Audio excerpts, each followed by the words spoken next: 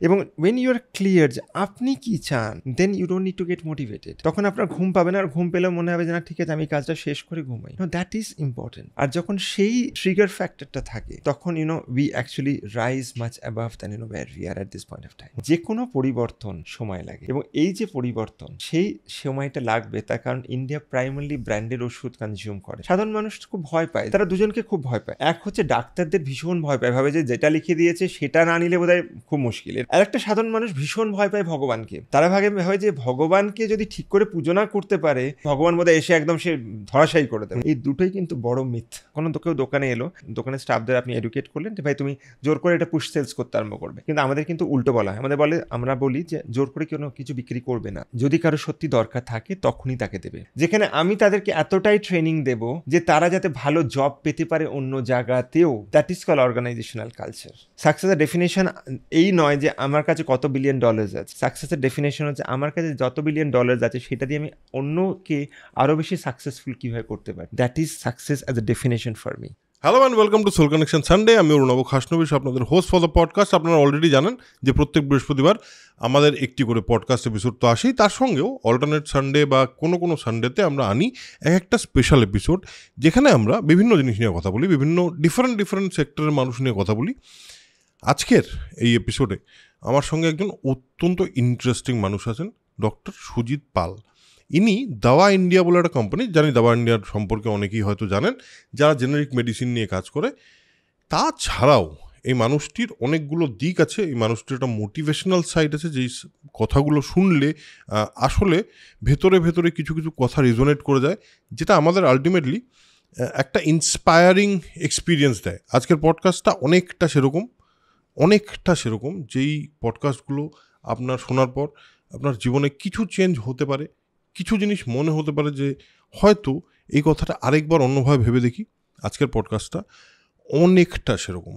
So sit back, relax and enjoy the podcast. I am sure you are going to like ইট।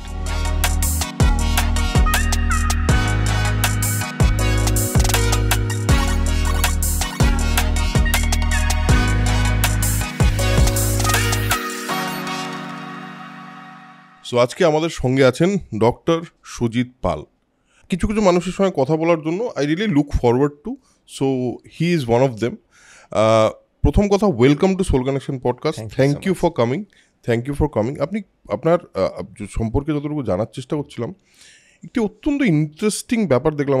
আপনার অনেকগুলো দিক আছে দেখলাম, এবং I want to talk about everything, but আমার মনে হয় সেটা একটা এপিসোডে পসিবল হয়ে উঠবে না। So let's spread it in, একটু আস্তে যাই।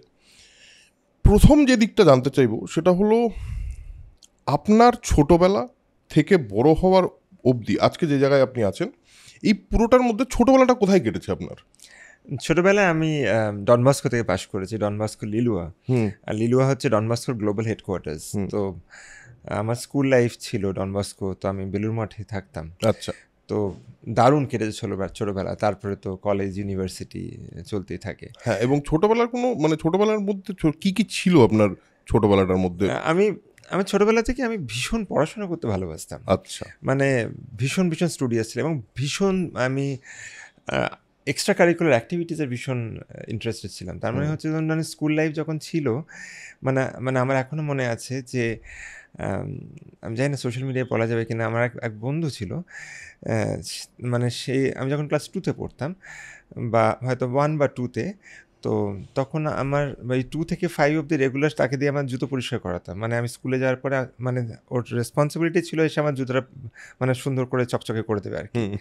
তো and imagine I was in class 1 or 2।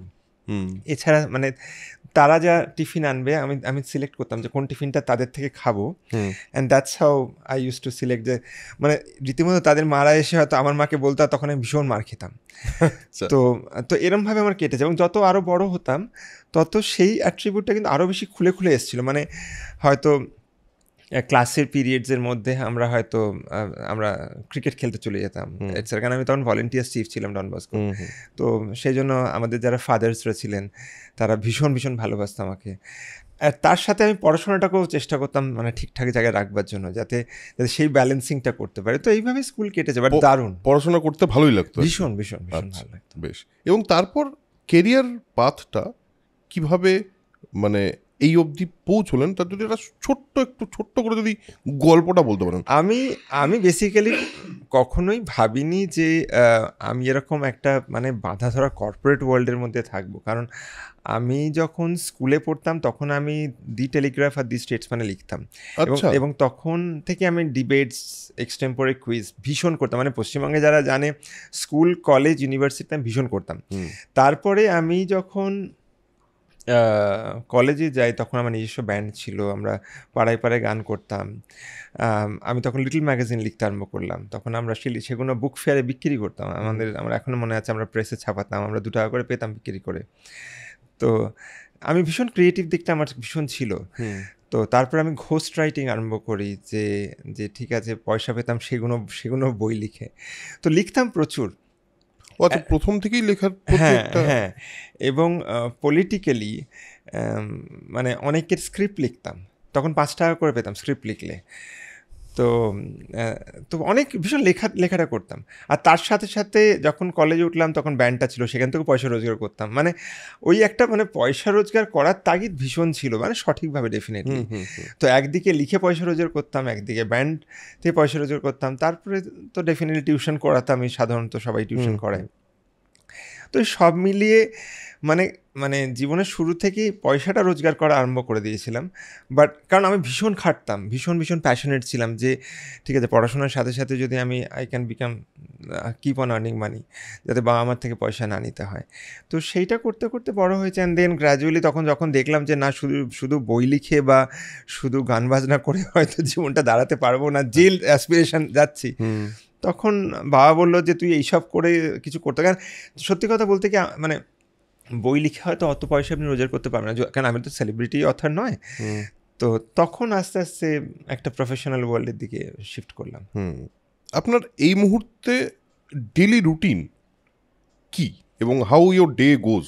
সাধারণত ডেলি রুটিন হচ্ছে ভোরবেলা ওঠা, সাধারণত 4:30 নাগাদ। 4:30? হ্যাঁ। তো উঠে নিজের ডেলি কোর্স অফ মেডিটেশনস, যোগাসন, ব্যায়াম, চেষ্টা করি ভীষণ যে সুইমিংটাকে বজায় রাখতে, যে শহরেই থাকি সুইমিংটাকে বজায় রাখতে চেষ্টা করি। আচ্ছা। অ্যান্ড তারপরে তো ডেফিনেটলি ওয়ার্ক প্যাটার্নটা শুরু হয়ে যায়, এবং কাজ শেষ হতে হতে অলমোস্ট অনেক রাত্রির হয়ে যায়। তার কারণটা হচ্ছে যে আমার 2 ভাগে কাজ হয়। একটা হচ্ছে প্রফেশনাল ওয়ার্ল্ডটা যখন শেষ হয়, যখন সূর্য অস্ত যায়, তখন অনেকটাই মেন্টারিং, কোচিং এটসেট্রা করি। অলমোস্ট 19-20 বছর ধরে করছি যেটা। তো এইটা হচ্ছে আমার পুরো ডে সাইকেল। আর অ্যাভারেজ মাসে 20 থেকে 22 দিন আমি ট্রাভেল করি। অ্যান্ড সেটা অলমোস্ট 16-17 বছর ধরে চলছে। বাট লাস্ট 10 বছর ধরে ইন্টেন্সিটি অফ ট্রাভেল অনেক বেড়েছে ডেফিনেটলি। তো I think this is how life navigates for me. তো এই যে প্রফেশনাল লাইফে to keep yourself motivated to do this much of work, how do you get that motivation? কোথা থেকে আসে? কারণ যদি আপনার ইকিগাইটা খুব ক্লিয়ার থাকে যে আপনি কি চান, তখন মোটিভেশনটা মনে হয় লাগেই না। তখন আপনার বিলিফ সিস্টেমটাকে চেঞ্জ করতে হয়। কারণ মোটিভেশন আপনি কত রাখবেন? 1 দিন থাকবে, 2 দিন থাকবে, 3 দিন থাকবে, 14 দিন মোটিভেশন থাকবে না। তো সেই জন্য ইটস নট অ্যাবাউট মোটিভেশন, এটা হচ্ছে আপনি কি চান জীবন থেকে। আপনি যদি চান যে সকলকে ভালো রাখবেন, সকলকে আনন্দে রাখবেন, আপনি দেখবেন যে তখন আপনার মোটিভেশনটা অন্যরকম থাকবে। আপনি যদি চান যে একটা দারুণ কর্পোরেট প্রফেশনাল ওয়ার্ল্ড তৈরি করবেন, তখন একটা মোটিভেশন অন্যরকম থাকবে। তো এই জার্নির জন্য আপনাকে নিজেকে জানতে হবে যে আপনি কি চান, এবং ওয়েন ইউ আর ক্লিয়ার যে আপনি কি চান, then you don't need to get motivated. তখন আপনার ঘুম পাবে না, আর ঘুম পেলেও মনে হবে যে না ঠিক আছে আমি কাজটা শেষ করে ঘুমাই। That is important. আর যখন সেই ট্রিগার ফ্যাক্টরটা থাকে, তখন we actually rise much above than where we are at this point of time. এই যে আপনি বললেন যে লাইফে আর মানে মোটিভেশন আলাদা করে বাইরে থেকে আনতে হয় না, ইউ রিচ দ্যাট পয়েন্ট যেখানে ওটা মোটিভেশন থাকে না, ওটা নিজেই ঘুরতে থাকে। যদি আপনাকে বলি এই মুহূর্তে, তার মানে আপনি বলছেন তো ভেতর থেকে মানুষকে অনেকটা বেশি সর্টেড থাকতে হবে, অনেক নিজের থটের ব্যাপারে ক্লিয়ার থাকতে হবে। তার বিলিফ সিস্টেমটার উপর ডিপেন্ড করে যে সে কি চায়। কারণ এই যে সে কি চায়, ম্যাক্সিমাম লোক তারা নিজেরাই জানে না কি চায়, এবং সেইটার ওপর দাঁড়িয়ে থাকবে, সেই ভিতটার ওপর দাঁড়িয়ে থাকবে তার জীবনটাকে কীভাবে নিয়ে যাবে। আমি বলছি না যে তার মানে একদম সে 2-2 4 হবে, কিন্তু অন্তত সে জানে যে সে কি চায়, সেইটার দরকার।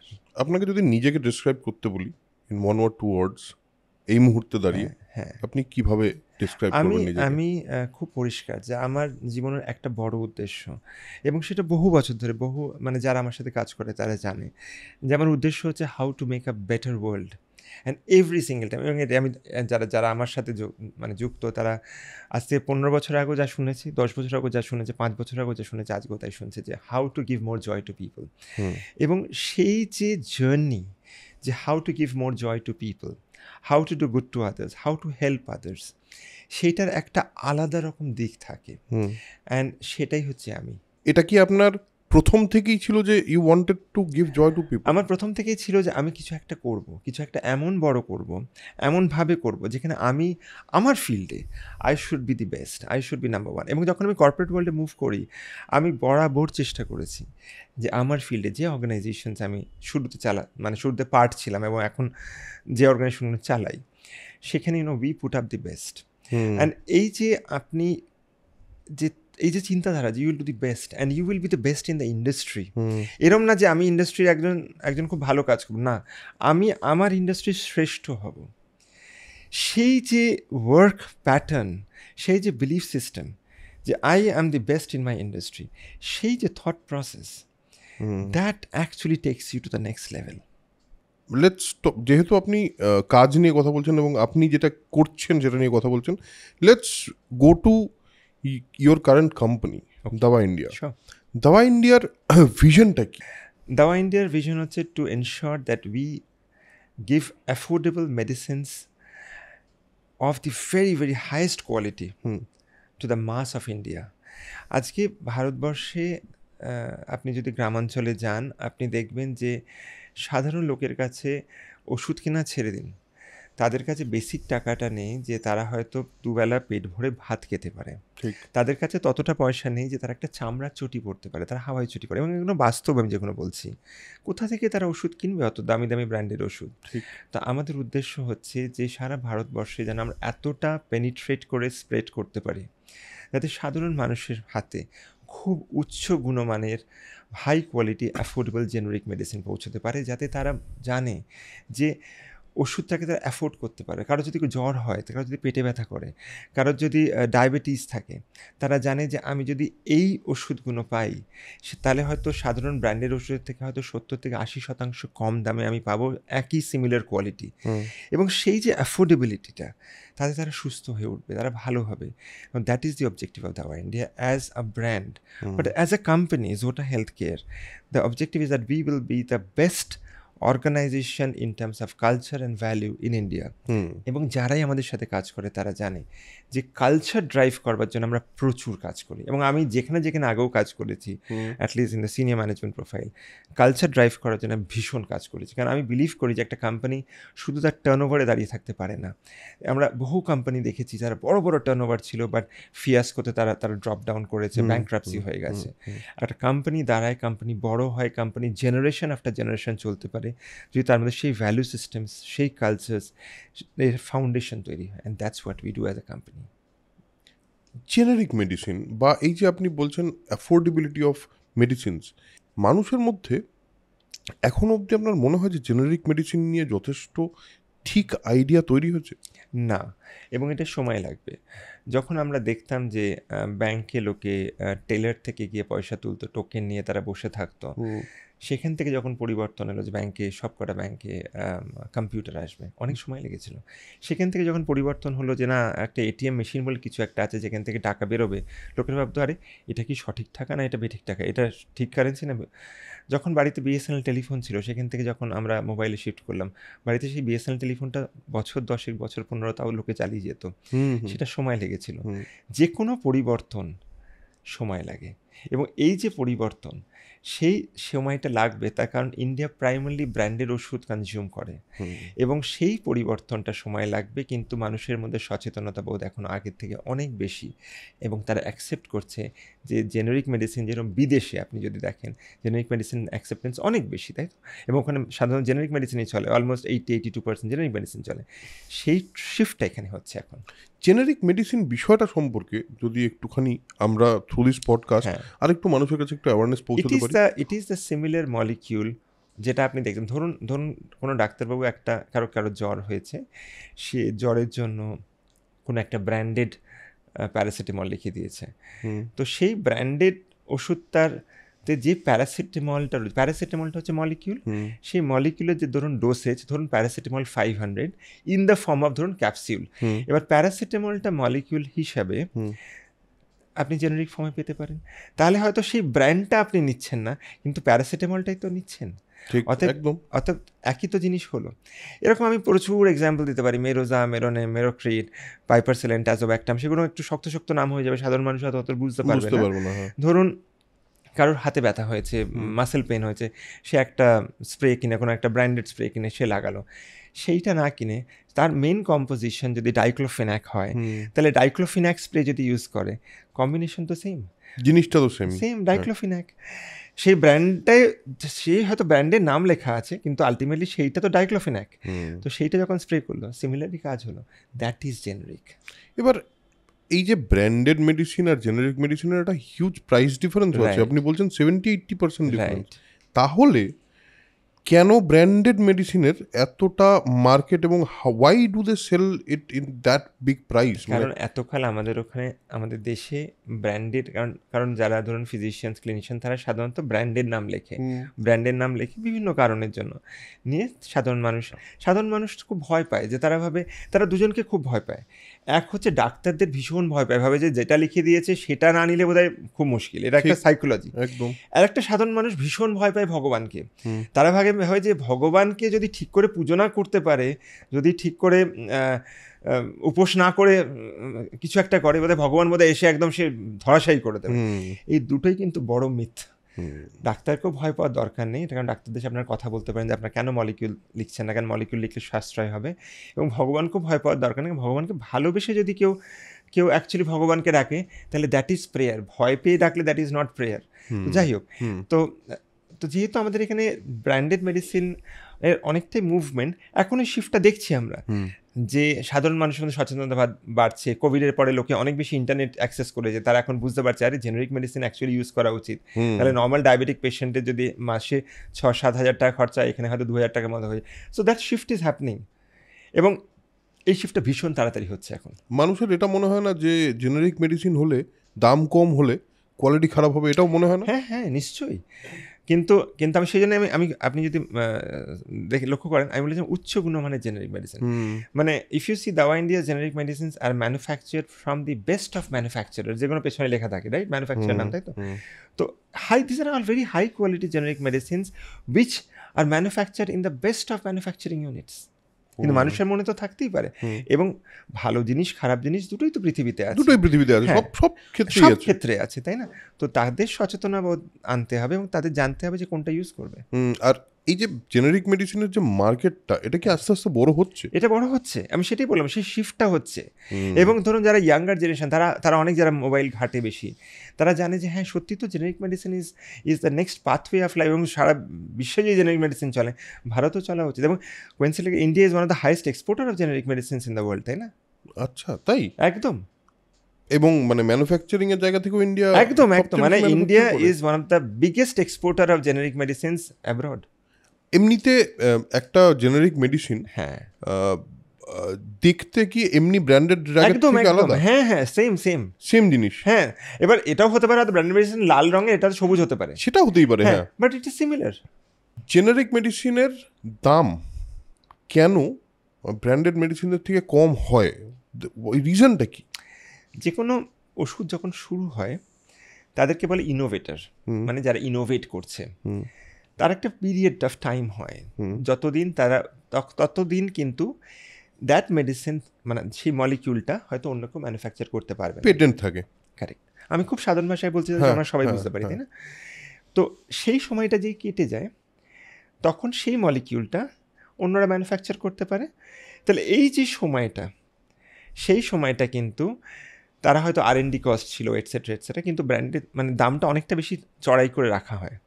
কিন্তু যখন আপনি ম্যানুফ্যাকচার করবেন, আপনি দেখবেন হয়তো এতটা দরকার নেই, এবং সাধারণত আমরা খুব থিন মার্জিনে অপারেট করি। একটা সময় ছিল কোনো একটি কোম্পানি অনেক বছর আগে, তারা ক্রেডিট কার্ড দিত, এবং তখন ভীষণ এক্সপেন্সিভ ছিল ক্রেডিট কার্ড। তখন ওই একটি কোম্পানি ছিল ইন্ডিয়াতে যারা ক্রেডিট কার্ড দিত, এবং তারা কিন্তু বলতো আমাদের ক্রেডিট কার্ড নিতে গেলে এত আপনাকে টাকা দিতে হবে এটসেট্রা। এখন কিন্তু সেরকম আর নেই। এখন দেখবেন আপনার every next bank offers you a credit card, তাই না? কোনো একটা সময় ছিল যখন মোবাইলে আমরা দেখতাম আর বাবা ইনকামিং কল আসছে 4 টাকা পার মিনিট, দরকার নেই, ধরবো না, খুব একটা ইম্পর্টেন্ট না। আউটগোয়িং কল 8 টাকা পার মিনিট, এগুলো সব ছিল কিন্তু আমরা জানি এগুলো আমরা দেখে এসেছি। হ্যাঁ হ্যাঁ, এখন কিন্তু সেরম না যে ইনকামিং কল ধরবো না 4 টাকা পার, এখন সেরম নেই। So this is the whole concept of dynamics. এবং এই কনসেপ্টটা যত সাধারণ মানুষ বুঝতে পারবে, দে উইল রিয়েলাইজ আরে আমি কেন এত বেশি খরচা করতাম। তাহলে আমি যদি একটুখানি সাধারণভাবে আমার বোধ দিয়ে বোঝার চেষ্টা করি, ব্যাপারটা এরকম যে প্রথম যখন মলিকুলটা কেউ বানালো, তার মানে তার একটা রিসার্চ অ্যান্ড ডেভেলপমেন্ট, সে অনেক দিন ধরে অনেক কষ্ট করে ওটা করেছে, তার প্রিমিয়ামটা সে কনজিউমারের কাছ থেকে তুলছে, অনেকটা সে নিয়ে নিচ্ছে, তার মার্জিনটা অনেক হাই থাকে একদম। আচ্ছা, এবং তারপরে যখন সেটা অন্যদের কাছে চলে গেল ম্যানুফ্যাকচার করার জন্য, তখন তাদের তো আর R&D কস্টটা নেই, অলরেডি বেরিয়ে গেছে। তো সেই কারণে সেটার যে দামটা সেটা অনেকটাই কমে গেল। এটা একটা প্লাস। আর একটা হয় যে ঠিক আছে আমার কাছেই তো পাওয়া যাবে খালি, আপনাকে এই দামটা দিতেই হবে। ঠিক, মনোপলি, সেটা একটা বড় ফ্যাক্টর। ঠিক ঠিক, একদমই তাই। অন্য কোথাও পাবেন, অন্য কোথাও পাবেন। Correct correct. আচ্ছা আচ্ছা, ব্যাপারটা এতটাই ইজি। আমার মনে হয় অনেকের কাছে এই একটা ধারণা খুব ক্লিয়ার হলো। আরেকটা জিনিস বলি, সেটা হলো অ্যাফোর্ডেবিলিটি মেনটেন করা এবং একটা কোম্পানির প্রফিট মার্জিন মেনটেন করা, এটাও তো দুটো একটা। এর মধ্যে how do you balance this? আমরা সাধারণত ভীষণ থিন লাইন অফ মার্জিনসে কাজ করি। আচ্ছা, বাট আগে thin line is very subjective, তাই তো? কিন্তু আমরা চেষ্টা করি যে অ্যাফোর্ডেবিলিটি মেনটেন করা উচিত, কারণ এন্ড কনজিউমারের কাছে যাতে তাদের জন্য ইজি হয় ইন টার্মস অফ বাইং, যাতে সাধারণ ব্র্যান্ডের ওষুধ থেকে দামটা কম রাখতে। কিন্তু তার সত্ত্বেও মার্জিন তো আপনাকে রাখতে হবে, কারণ আপনার অর্গানাইজেশন চালাতে হবে, তাই না? ন্যাচারাল ব্যাপার। তো সেই ব্যালেন্সিং একটা আমরা করি যাতে সাধারণ মানুষ এর সেই হেভিনেসটাও না আসে, এবং at the same point of time আপনার অর্গানাইজেশনও ঠিকঠাক সাস্টেনেবিলিটি থাকে। রাইট, কারণ অ্যাজ এ কোম্পানি দাবা ইন্ডিয়া তো মানুষের কাছে এই জিনিসটা পৌঁছচ্ছেও উইথ দ্য অ্যাফোর্ডেবল প্রাইস। তো তার মধ্যে তো একটা সিস্টেম চলে তার পেছনে পুরোটা করার জন্য। সেটার জন্য তো প্রফিটেবিলিটি ইজ খুব ইম্পর্টেন্ট, খুব ইম্পর্টেন্ট।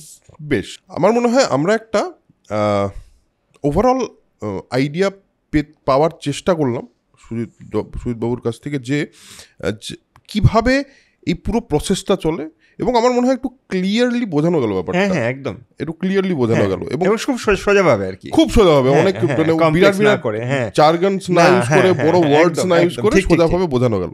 বেশ, আমরা এবার আসি প্যারেন্ট কোম্পানি জোটাতে।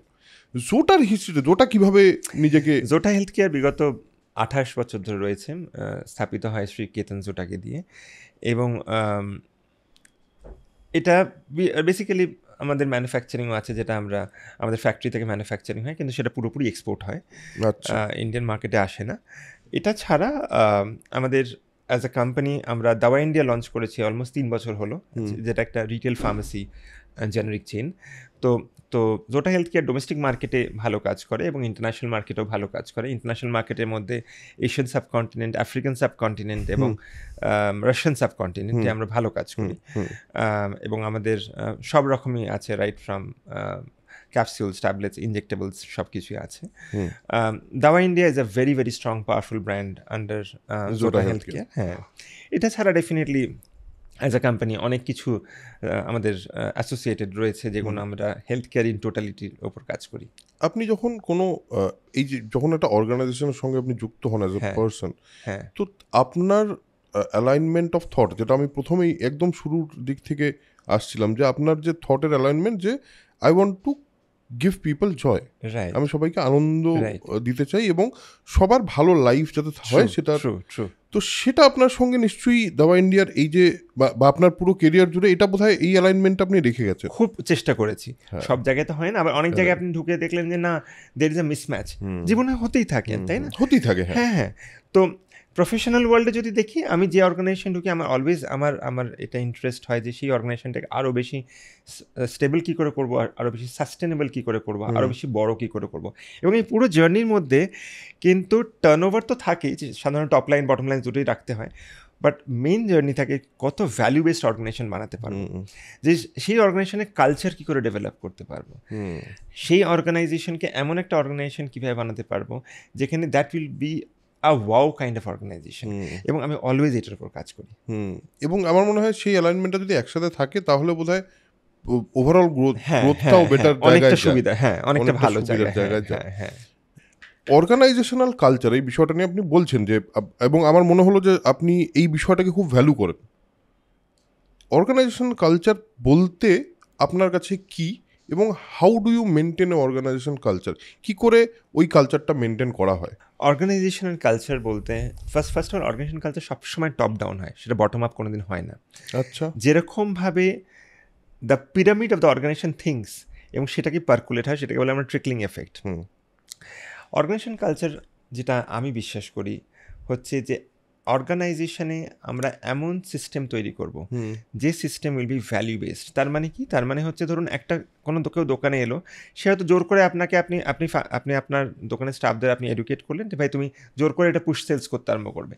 কিন্তু আমাদের কিন্তু উল্টো বলা হয়, আমরা বলি যে জোর করে কোনো কিছু বিক্রি করবে না, যদি কারো সত্যি দরকার থাকে তখনই তাকে দেবে। So that is called organization culture. Organization culture হচ্ছে যে ধরুন আপনি আপনার যারা এমপ্লয়িজ আছে তাদের মধ্যে এমন সিস্টেম, এমন বিলিফ, এমন ভ্যালিউস তৈরি করেন যেখানে the world of trust will get build. তার মধ্যে কি ডিস্ট্রাস্ট হয় না? নিশ্চয়ই হয়, but world build of trust will কীভাবে হয় সেটা ধরুন, আমার যারা কোর এমপ্লয়িজ আছে they can still operate without even doing a punch mark of attendance. আচ্ছা।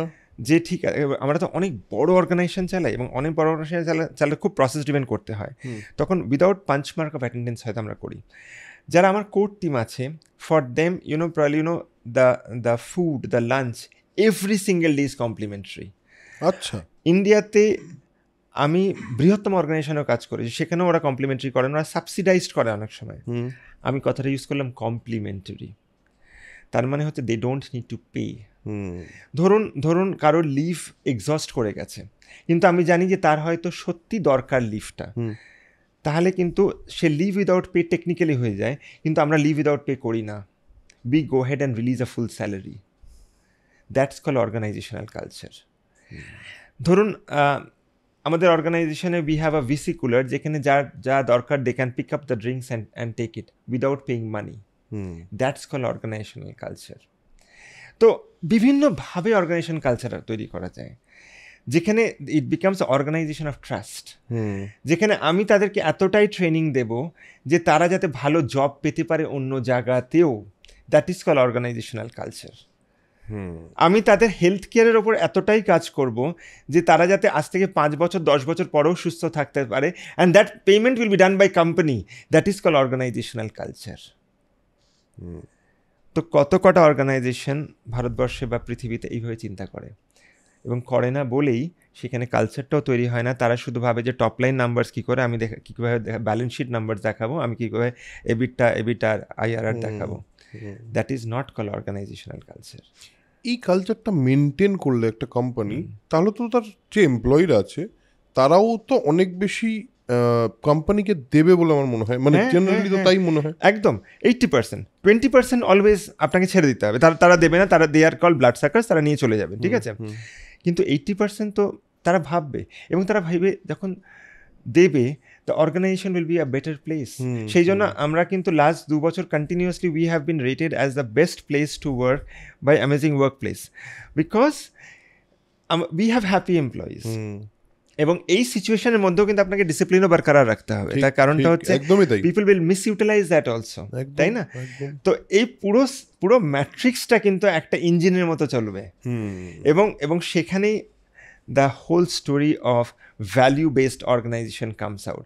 এবং পৃথিবীর যদি আপনার টপ 10 অর্গানাইজেশন দেখেন, they all operate like this, they operate through a value based organisation.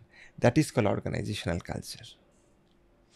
একটা মানুষ আজকে অনেকেই শুনি বলতে যে তারা একটা চাকরি করে কর্পোরেটে, তাদের একটা কর্পোরেট লাইফ আছে, এবং দে অলওয়েজ, তারা বেশিরভাগ ক্ষেত্রে বলে আমাদের ভাল লাগে না চাকরি করতে, আমরা কোনো রকমে করছি আর কি, এই তো 10টা 5টার গ্রাইন্ডিং, এই সমস্ত কথাবার্তা আমরা খুব শুনি।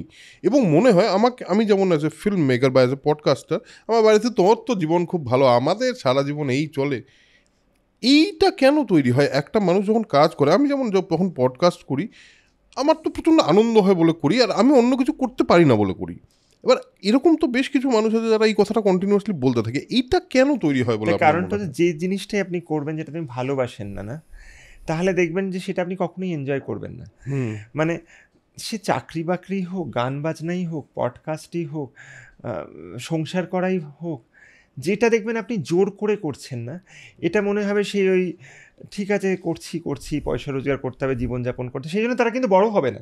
তারা ওই যারাই এই কথাটা বলে তারা বেসিক্যালি মিডিওকার, আপনি ভালো করে দেখবেন। একদম ঠিক। তার কারণটা তাদের ওই মিডিওকার মেন্টালিটিতে ওই ঠিক আছে একটা চলে যাচ্ছে টাইপস, ঠিক আছে 10টা 5টা কাজ করব, আর তারা কিন্তু বেশি খাটতেও চায় না। একদম। আমি তাদেরকেও যদি বলি যে ভাই ঠিক আছে তুমি রাত্রি 9টা অবধি কাজ করো, তারা কিন্তু করবে না, কারণ they want to lead a normal life. আর তারাই আবার ক্রিপ করবে, তারাই ক্রিপ করবে যে আরে বাবা কিছুই হচ্ছে না, হতাশ হয়ে যাচ্ছে, এখানে কিছু হয় না, এই শহরে কিছু হয় না, কারণ দে আর টিপিক্যাল ক্রিপার্স। তারা না তো খাটবে, না তারা সামনের লোকটাকে কাজ করতে দেবে, কারণ they are typically those kind of people. এবং 80% এরকমই লোক আছে এরকমই। আনফরচুনেটলি আমাদের যারা core team, they are super excited. মানে তারা আপনি যদি বলেন রাত্রি 12টার সময় মিটিং ডাকছে, এবং বহু সময় আমি করি, I call a meeting at 12 o'clock, 1 o'clock in midnight. I call a meeting at morning 3 o'clock. They are all charged up and they come. Now that is what makes difference. That aggression, that adrenaline in the blood is what makes a difference in the organization. এবার that is wire leadership comes into action. ঠিক, একদমই। ভালোবেসে না করলে আপনি কতদিন টানবেন? হয়তো আপনি 60 বছর অবধি টেনে দিলেন, কিন্তু ততক্ষণে আপনি শুধু টানছেন, বডিটা কিন্তু মরে গেছে। ওই আসছেন চলে যাচ্ছেন 10টা 5টা। আমি তো 10টা 5টা আমরা বুঝি না, আমরা সকাল 8টা থেকে কাজ আরম্ভ করে আমরা জানি না কটা কাজ শেষ হয়, কারণ we do out of love. আপনি একজনকে প্রকৃত ভালোবাসুন, আপনি দেখবেন গল্প করতে করতে সারাদিন চলে যাবে, মনে হবে তো 1 ঘন্টা গেল রে বাবা সবে। ঠিক। আর the other ways vice versa is equal. কাউকে একদম ভালো লাগে না, মনে হয় 5 মিনিট আগে ওর বাবা ভালো লাগছে না, হ্যাঁ অনেকক্ষণ কথা বলে ফেললাম, মানে বিরক্ত লাগছে আর কি। তো that is how life is. এই যে যারা এতটা নিজেদেরকে নিয়ে ফ্রাস্ট্রেটেড, আমিও অনেক সময় অনেককে বলি যে যেটা করতে এত খারাপ লাগছে, জীবনের এতটা সময় সেটার পেছনে কেন দিচ্ছে? তার কারণ তারা খাটবে না, তারা চাইবে। সামান্য বাইরে বেরিয়ে আপনি রিক্সাকে বলুন যে ভাই তুমি যাবে, সে বললো আমি 30 টাকা নেবো, আপনি বললেন না ভাই আমি তোমায় 25 টাকা দেবো, সে বললো না আমি যাবো না।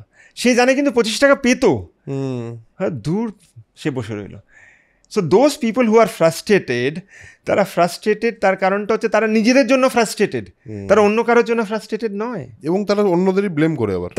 তারা কারণ তারা ফ্রাস্ট্রেটেড, কারণ তারা ব্লেম করতে দারুণ ভালোবাসে, তারা সামনের লোকটাকে নিচু করতে দারুণ ভালোবাসে, তারা জানে যে সামনের লোকটাকে কী করে ছোটো করতে পারবে, তারা জানে যে যতটুকু চলছে তারা জানে ওই ম্যাক্সিমাম দীঘাপুরি অবধি গেলাম, ঠিক আছে 3 বছরে একবার ব্যাস ঠিক আছে।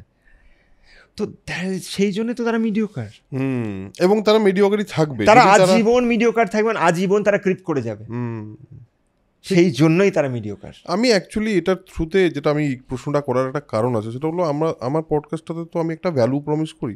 আমি সত্যি বলতে চাই, মানে জাস্ট এই কথাটা শুনে আমার কথা বলতে চাই যে যেই কাজটা করছেন না তার প্রতি একটু ভালোবাসা আনার চেষ্টা করুন, সেটা যে কোনো কাজ হোক। আমার মনে হয় এটা খুব একটা ইম্পর্ট্যান্ট ব্যাপার, এবং আমি এটা চেষ্টা করি আমার লাইফের যতটুকু মানুষজন দেখি আমি তাদেরকেও এই জিনিসটা বলতে। কিন্তু কি জানেন তো, সত্যি কথা বলতে কি, মানে মাঝে মাঝে আমরাও ভাবি আমরা এত বলি তো, কিন্তু কজন রিয়েলি শোনে বোঝে? তার কারণটা হচ্ছে তাদের মধ্যে আমার মনে হয় অনেক সময় সেই ওই ডিএনএ যে ডাবল হেলিক্স স্ট্রাকচারটা ওটাই চেঞ্জ হয়ে গেছে, এটিজিসি যে আমরা পড়তাম ওটাই চেঞ্জ হয়ে গেছে।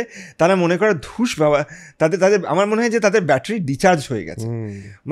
মানে আমি তো প্রচণ্ড চেষ্টা করি যে মানে যতটা পারি মানুষকে চেঞ্জ করবার জন্য, কিন্তু মাঝে মাঝে আমি দেখি যে মানুষের মধ্যে এতটাই হীনমন্যতা, এতটাই থট প্রসেস অফ মিডিওক্রিটি, এতটাই থট প্রসেস অফ সাধারণ একটা এবং তারা সোশ্যাল মিডিয়াতেও লিখবে, দেখবেন বসে বসে নেগেটিভ কমেন্ট ভরে লিখবে, ততটা সময় আছে কিন্তু ততটা সময় নেই যে সে সেই সময় দুটো বইয়ের পাতা পড়ি না, যদি কিছু শিখতে পারি সেটা পড়বে না, কিন্তু তারা লিখবে সোশ্যাল মিডিয়াতে হাবি যাবি, তো তারা কোথা থেকে বড় হবে? ঠিক, এই যে নেগেটিভ মাইন্ডসেট, এই যে আপনি তো পজিটিভিটির কথা বলেন, আপনাকে দেখলেও মনে হয় আপনার মধ্যে একটা পজিটিভ মানে অরা আছে। এবার এই পজিটিভিটি কী করে একটা মানুষ ওই নেগেটিভ থেকে পজিটিভিটি যেতে পারে? আমার মানে যাদের অনেকেই ভাবে যে মাথায় সবসময় নেগেটিভ ভাবনা চলে, এটা আমি অনেককে দেখেছি, তারা কি করে পজিটিভ জায়গাটায় পৌঁছতে পারে? খুব দরকার, যেটা আমি সকলকে বলি। দেখুন, ডেফিনেটলি এটা খুব দরকার যে ছোটবেলা থেকেই সেই ওরিয়েন্টেশন, কিন্তু সবাই তো আর হয় না, যারা বড় হয়ে গেছে তাদের শুধু ছোট হতে পারছে না। তো খুব দরকার যে আপনি ভালো লোকের সংস্পর্শে থাকুন, এটা ভীষণ দরকার। যে আজকে বড় বড় ক্রিকেটার থেকে শুরু করে যে কোনো athletes, why do you think they have captains and coaches and mentors? এই জন্য, বিকজ যদি সেই কনভার্সনটা হতো, কেন যেহেতু আমি কনসাল্টিং ভীষণ করি, আমি দেখেছি যদি সেই কনভার্সনটা হতো, you have to have the right people around you, and যেটা বলে যে you will be one amongst the 5 people that you hang around with. যদি সঠিক লোকের সাথে থাকেন, সে আপনাকে সঠিক গাইডেন্স দেবে। যদি আপনি নেগেটিভ এনভায়রনমেন্টে থাকেন, সেটা অনেকটা পুল ব্যাক করবে। কিন্তু যখন আমি ম্যারেজ কাউন্সেলিং করি বা সিমিলার, আমি দেখি যে অনেকের বাড়িতে ভীষণ নার্সিসিজম রয়েছে, মানে নার্সিস্টিক সিনারিও রয়েছে, টক্সিক সিচুয়েশনস রয়েছে। সেক্ষেত্রে আমি বলি যে তখন আপনি যদি ইমিডিয়েটলি বাড়ি থেকে বেরিয়েও না আসতে পারেন, আপনারা চেষ্টা করবেন যে টু ফাইন্ড আ সার্কেল যেখানে আপনারা ভালো লোকের সংস্পর্শ পাবেন, where you will get great crush of positive vibrations. কারণ আপনাকে পেতে হবে, হয়তো দুটো লোক রয়েছে, একটা লোক প্রচণ্ড নেগেটিভ, আর একটা লোক হয়তো কাইন্ড অফ নিউট্রাল। এবার এই নেগেটিভটা কিন্তু নিউট্রালটাকে নামিয়ে নেগেটিভ বানিয়ে দেবে ধীরে ধীরে। অথবা এই নিউট্রালটা যদি সেই গণ্ডির বাইরে কিছু পজিটিভ লোকের কাছে বারবার ইন্টারাক্ট করে, সে নিউট্রাল থেকে কিন্তু পজিটিভিটির দিকে যাবে। এবং যখন এই পজিটিভিটির জার্নির দিকে যাবে, একটা থ্রেট থেকে যায় যে যারা আপনার খুব ক্লোজ ফ্রেন্ডস, ফ্যামিলিজ, রিলেটিভ, তারা কিন্তু আপনার থেকে আইদার আপনাকে কটূক্তি করবে, অথবা আপনাকে ক্রিটিসাইজ করবে, অথবা আপনাকে নিচু করবে, কারণ সেই গ্যাপটা কিন্তু বাড়তে থাকছে। তার যে ওয়েভলেন্থ আর আপনার মুভমেন্ট হেড অফ ওয়েভলেন্থ, সেই গ্যাপটা বাড়তে থাকছে। বাট কি যায় আসে, we are all individuals, we have to grow. তো সেই জন্য খুব ইম্পর্টেন্ট যে ভালো লোকের সংস্পর্শে থাকুন, have good mentors in life, that will take your new paradigm shift. আমি একটা জিনিস বলি সবসময় যে if you are the smartest in the room, change the room. হ্যাঁ, সেটা ভালো জিনিস, এক্স্যাক্টলি। হ্যাঁ, কারণ তার কারণটা যে অন্যরা বোকা, এবং সেখানে আপনার শেখার কিছু নেই। Exactly. So you have to be with people who are above you. ঠিক। আমি একটা খুব সুন্দর কথা বলি যে you need to sleep with as many people possible who have the attribute of world leaders. অর্থাৎ you can sleep with large billionaires, large philanthropists, large people who have made some mark. If I am stating a statement that you can sleep with so and so, এবার sleep with মানে হচ্ছে যে আপনি যখন শুতে যাচ্ছেন, if you read the book of that person, ধরুন আপনি পড়লেন যে মাদার টেরেজার দুপাতা পড়লেন, এবার সেইটা আপনার স্লিপের মধ্যে আপনাকে অ্যাবজর্ভ করছে, আপনার আলফা বিটা থিটা যখন মুভমেন্ট হচ্ছে, ব্রেন সাইকোলজি সেটা অ্যাবজর্ভ করছে, and you wake up with that thought of mother টেরেজার পজিটিভ পিস ভাইব্রেশন। এবং at the same time subconscious ওটা অ্যাবজর্ভ করছে না। এবার ধরুন when you are going to sleep, before sleeping you are reading a book of Nelson Mandela, তার autobiography পড়লেন দুপাতা, এবার সেইটা আপনি অ্যাবজর্ভ করলো ব্লাড, অ্যান্ড ইউ ম্যান্সিফাই। রোজ যদি দুপাতা করে এরমভাবে আমরা পড়ি, you are sleeping with someone great, and that gives you lot of positive movement ahead. মানে এটা তো খুবই একটা দারুণ কথা। আজকের দিনে তো সবাই শুধু মোবাইল দেখে রাত্রিবেলা ঘুমোয়, খুব খারাপ, এটা খুবই খারাপ, এটা সত্যি খুব খারাপ। মানে আমি সবাইকে বলি যে একটু মনিটর করুন যে মোবাইলটা আপনি কতক্ষণ ইউজ করছেন, কারণ আপনি বুঝবেন না কতক্ষণ ইউজ করছেন। একটু জাস্ট এখন প্রচুর অ্যাপ পাওয়া যায়, হ্যাঁ, মনিটর করুন যে কতক্ষণ সোশ্যাল মিডিয়া হ্যানাতানা ইউজ করছেন। আমাদের কি হয়, প্রফেশনালি কাজ করবার জন্য ইউজ করতে হয়, কিন্তু আমরা কখনোই হাবিজাবি রিল দেখে আমরা সময় নষ্ট করি না। আমি তো তাও চেষ্টা করি যে আমার কাছে যে সব মেসেজগুলো আসে টিম হ্যান্ডেল করে, বাকি আমি শুধু যতটুকু দরকার ততটুকু নাহলে it's a waste of time for you. এবং সেই সচেতনতা বোধ মানুষের মধ্যে আসতে হবে যে কোনটা ঠিক কোনটা বেঠিক, নাহলে কিন্তু it's just waste of time, 24 ঘন্টা চলে যাবে, ঠিক, you will not get time. এবং একটা করে 24 ঘন্টা চলে যাওয়া মানে জীবন থেকে একটা করে দিন চলে যাওয়া, একদম। আর যেই সময়টা চলে যাবে সেটা তো ফিরবে না। It is so sad. আমি সেটা বলি, ইট ইজ সো স্যাড যে আমি যদি সত্যি কেউ বড় হতে চায়, তাকে ভালো বই পড়তে হবে, তাকে বেড়াতে যেতে হবে, তাকে ভালো লোকের সংস্পর্শে থাকতে হবে, আর এই হাবিজাবি অল দিস ট্র্যাশ থেকে দূরে থাকতে হবে, হাবিজাবি মানুষের থেকে দূরে থাকতে হবে, হাবিজাবি নেগেটিভ সিচুয়েশন থেকে দূরে থাকতে হবে, খুব দরকার। ঠিক। আচ্ছা, এই যে লোকে টাকার পেছনে খুব দৌড়ে, হ্যাঁ, আপনার কি মনে হয়? আমার যে বেসিক থট সেটা হলো, আমার মনে হয় না টাকা ইজ দ্য মানে টাকাটা উদ্দেশ্য বলে আমার মনে হয় না, আমার মনে হয় কাজটা উদ্দেশ্য, টাকাটা বাই প্রোডাক্ট। আপনার কি মনে হয়? দেখুন, টাকা ভীষণ দরকার একদম, এবং টাকা না থাকলে কিচ্ছু হবে না, ঠিক। কিন্তু আবার at the same point of time যে খালি পেটে চ্যারিটি হয় না, কিন্তু মানি should not B the priority criteria of your life.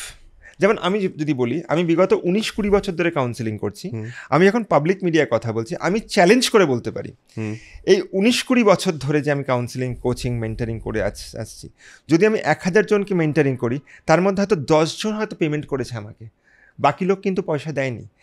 কারণ আমরা বিলিভ করি যে যাদের কাছে পয়সা নেই তাদের জন্য আমাদের কাজ করা দরকার। এবং আমি তো পাবলিকলি কথা বলছি, আমি আমি আমি ওপেনলি কথাটা বলছি, কারণ তারা জানে যে তাদের কাছে হয়তো যদি অতটা অর্থ না থাকে, তারা স্টিল কিন্তু আমার কাছ থেকে কাউন্সেলিং, কোচিং, মেন্টারিং পাবে। তো দ্যাট ইজ দি অ্যাট্রিবিউট। হ্যাঁ, আমি হয়তো 10 জনের থেকে টাকা নিয়েছি যে টাকা দিতে পারছে, কিন্তু বাকিদের কাছ থেকে কিন্তু টাকা নিই। আমি যখন PLR করাই, আমি মানে probably I am the only person যা মানে যে আমরা অলওয়েজ বলে থাকি যে আপনারা শুরুতে আমাদের 1 টাকা বা 10 টাকা দেবেন, এবং PLR এর পরে যদি মনে করেন তবে টাকা দেবেন, যদি মনে না করেন টাকা দেবেন না। এবং আমি ওপেনলি এতটা কনফিডেন্সে বলতে পারছি কেন, কারণ আমি জানি আমি যেটা বলছি আমি সঠিক বলছি। তো money is required, but money should not B the only priority for your life.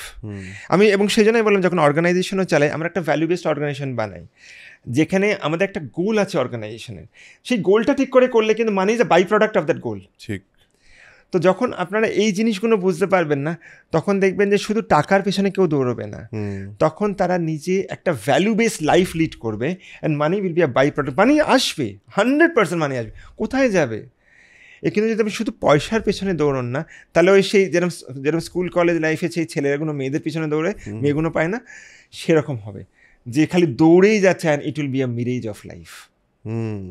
এবং আমার সবসময় মনে হয় যে কাজের যদি সততার সঙ্গে কেউ কাজ করে, সততা বলতে আমি এটা বলছি না যে সব কিছু একেবারে মানে কি বলবো সে তাকে পূর্ণ করতে হবে, তা বলছি না, যেই কাজটাই যে করে সে যদি খুব অনেস্টির সঙ্গে সেই কাজটা করে, তো টাকা তো একটা পয়েন্টে আসবে, যেটা আপনিও বললেন, ওটা একটা part of it. And people should not be greedy.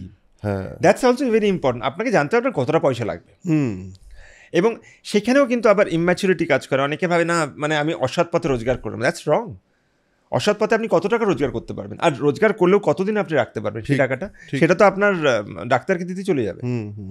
একটা কথা বলুন, এই যে টাকা যখন ইনকাম করা শুরু করে মানুষ, অনেক ক্ষেত্রে দেখা যায় টাকা তাদের কাছে আসা শুরু হলো, তাদের মধ্যে না তারা হ্যান্ডেল করে উঠতে পারে না টাকাটা, এবং তাতে তাদের মাথা খারাপ হয়ে যায় অনেক সময়, তাদের মধ্যে অ্যারোগেন্স চলে আসে। অনেককে দেখেছি আমি আমার জীবনে, তাদের মধ্যে অ্যারোগেন্স আসে, তাদের মধ্যে একটা অহংকার বোধ তৈরি হয়। এটা থেকে মানুষ যদি সত্যি কাজ করে টাকা তো আসবে, এটা থেকে বাঁচবে কি করে মানুষ? ওই বললাম যে depend on your value system. যদি কারোর অহংকার করার থাকে, যদি তার মনে হয় যে ঠিক আছে মানে অনেক পয়সা এসে গেছে, এবং সাধারণত কাদের হয় জানেন তো, এটা সাধারণত তাদের হয় যাদের খুব তাড়াতাড়ি টাকাটা পেয়ে যায়, আমি যেটা দেখেছি অন্তত। অথবা সাধারণত তাদের হয় যারা কষ্ট করে টাকাটা রোজগার করেনি, তাদের হয় যে ঠিক আছে একটা কারোর ব্যবসা আছে, ব্যবসা করে নিচ্ছে, বা কোনো ফ্যামিলির বিজনেস, সেই ফ্যামিলি বিজনেসটা চালিয়ে নিচ্ছে, বা কোনো বাবার ব্যবসা আছে, সে কারণ সে তো কষ্ট করে ওঠেনি। সে যদি আমাদের মতন জীবন লিড করতো, যে ঠিক আছে পাবলিক বাসে 2 টাকার টিকিট খরচা করে আমরা যেতাম, বা অর্ধেক সময় সেই শিয়ালদাতে নেমে আমি হেঁটে হেঁটে আমি যেতাম, সেইখান থেকে যদি উঠতো না, তাহলে কিন্তু সেই অহংকার বোধটা খুব সচরাচর আসতে পারবে না, কারণ সে বারবার তাকিয়ে দেখবে আমি কোথা থেকে এসেছি। কারণ he is always grounded. Correct, he is always grounded. কারণ আমি জানি যে আমি 2 টাকার বাদাম ভাজা খেতাম খিদে পেলে, আমি জানি যে আমি এইভাবে জীবনটা থেকে উঠেছি, কারণ আমাকে তো কেউ হাতে করে বসিয়ে দেয়নি এই জায়গাটাতে। তো সেই জায়গা থেকে ধাপে ধাপে একটা সময় আমি সেরম হোটেলে থাকতাম যেখানে হয়তো 10টা ঘর রয়েছে এবং একটা কমন বাথরুম রয়েছে, রাইট? সেই কমন বাথরুমটায় ওই 10 জন ঘরেই যেতে হবে, এবং যেই বিছানাটায় মানে যদি আমি সোমবার যেতাম পরিষ্কার চাদর পেতাম, যদি শুক্রবার যেতাম, কারণ সপ্তাহে একবার বেডশিট বদলানো হতো, তো শুক্রবার গেলে সেই ওই 5 দিন যে বেডশিট ইউজ করে সেখান থেকে আমি এখানে এসেছি, রাইট? তো সেখানে সাধারণত যেহেতু জার্নি দিয়ে এসছি না, অহংকার বোধটা সাধারণত অতটা আসার কথা নয়। তো সেই জন্য তাদের আসে যেখানে they get easily without working hard.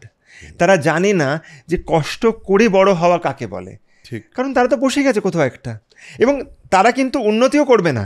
তার কারণটা হচ্ছে তাদের মধ্যে সেই অ্যাসপিরেশন অফ হাঙ্গারটা নেই, যে ঠিক আছে আমি কষ্ট করে আমি পড়ে গেলেও আমি আবার উঠবো কী করে, আমি পা কেটে গেলেও আবার ঝেড়ে উঠবো কী করে, সেইটা নেই তাদের মধ্যে। আমি যত সাকসেসফুল মানুষজনের সঙ্গে কথা বলি জেনারেলি বারবার আমি এই জিনিসটা পাই যে তারা বলে সব সময় যে আমি এখন যেখানে আছি সাকসেসফুল মানুষ তারাই হয় বলে আমি আপনাকে এটাও জিজ্ঞেস করব, সাকসেসফুল তারাই হয় আমার মনে হয় যারা এই জার্নিটা দিয়ে গেছে, না হলে ওই সাকসেসটা খুব শর্ট লিভড একটা সাকসেস হয়, খুব ছোট্ট একটা যেটা স্ফুলিঙ্গের মতো তৈরি হয়, আবার ওটাকে সাকসেসও বলে না ওটাকে। আমি এখানেই আসতে চাইছিলাম, সাকসেস বলতে আপনি কি বোঝেন? Success is not a destination, it's a journey first of all. আমি প্রচুর মানে মানে আমি যেহেতু কাউন্সেলিং করি, মানে অনেকে হয়তো সিনেমা করে, অনেকে হয়তো সিরিয়াল করে, আমি প্রচুর দেখেছি যারা হয়তো উঠতি সিরিয়াল করছে বা হয়তো সিনেমা করছে, একটা দুটো সিরিয়ালে সাকসেস পেয়ে গেছে, তারা মানে মানে নিজেকে কী ভেবে নেয়। অথচ আমি যখন বলিউডে হয়তো অনেকের সাথে যখন কাজ করি বা আমি দেখি যে তারা ওই লেভেলে থেকে ওদের সো গ্রাউন্ডেড একদম। এবার এরা হয়তো এইটুকুই পেয়েছে, তারপর আমি দেখলাম 1 বছর পরে they are vanished, they are nowhere. ঠিক।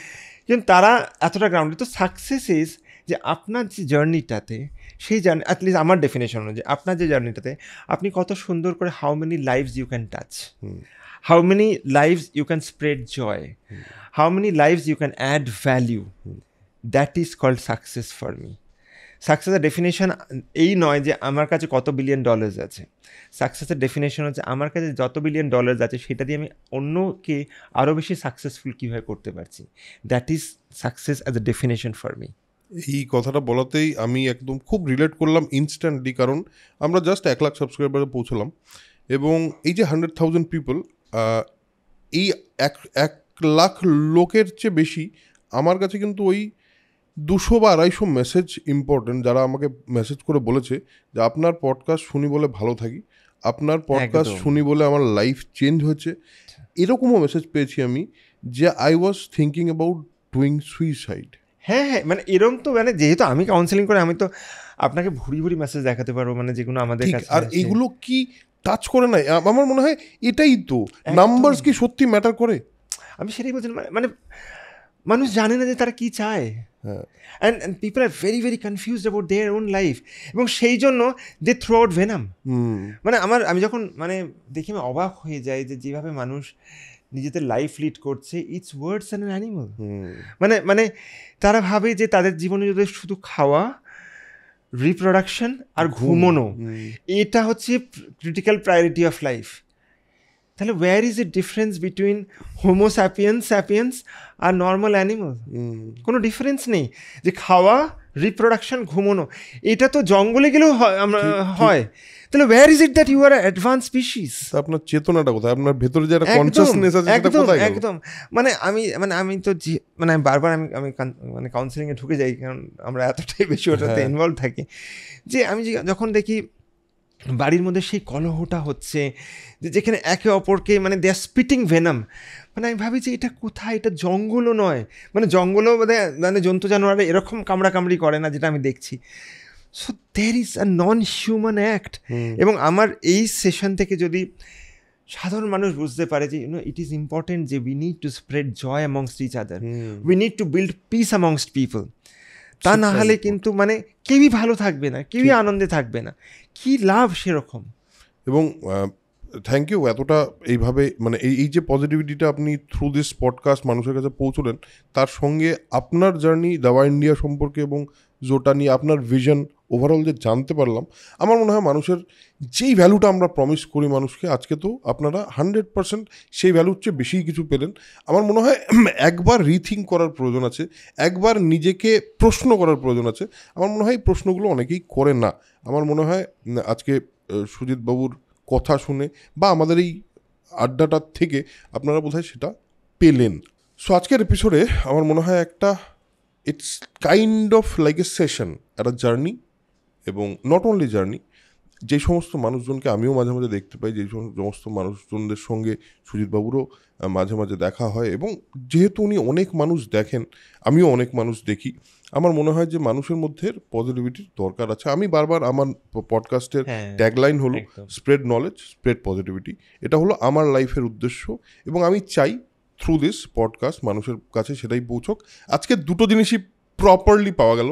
একটা হলো knowledge about generic medicines, about brand culture, about company culture, কর্পোরেটে যারা আছেন তাদের জন্য বোধহয় এটা অনেকটা বেশি ভ্যালু দিতে পারলো। অ্যাট দ্য সেম টাইম যারা সাধারণ মানুষ, যারা কর্পোরেটের থেকে হয়তো দূরে, বা যারা জীবনের যেই গ্রাইন্ডিংটার ব্যাপারে আপনারা ক্রিপ করেন সেই গ্রাইন্ডিংয়ের মধ্যে দিয়ে যাচ্ছেন, তাদের জন্য বোধহয় একটুখানি মুক্ত বাতাস, একটু সুন্দর নিঃশ্বাস বোধহয় আমরা এই পডকাস্টের মধ্যে দিয়ে আপনাদের কাছে পৌঁছতে পারলাম। Thank you for this episode, thank you for spreading this positivity. একদম। অ্যাট দ্য সেম টাইম আমার এই উল্টো দিকের চেয়ারটায় বসে প্রচুর মানুষ আসেন আমার সঙ্গে কথা বলেন, কিছু কিছু কনভারসেশন সত্যি আমাকেও পার্সোনালি খুব মোটিভেট করে, এবং সেই কারণেই আমি এই পডকাস্টটা করি প্রধানত। Thank you for that. আজকের এপিসোড এখানেই শেষ করছি, দেখা হচ্ছে পরের এপিসোডে। তার আগে যেটা আমি বারবার বলি সেটা হলো spread knowledge, spread positivity, because knowledge is power and positivity is everything. Tata.